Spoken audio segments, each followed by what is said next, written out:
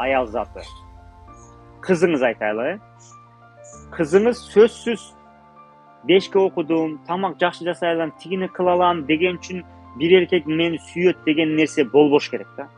Kızınız çoğoygондо men kızмын да, сулуумун да деген үчүн эле ошол бүт нерселер аткарылыш керек.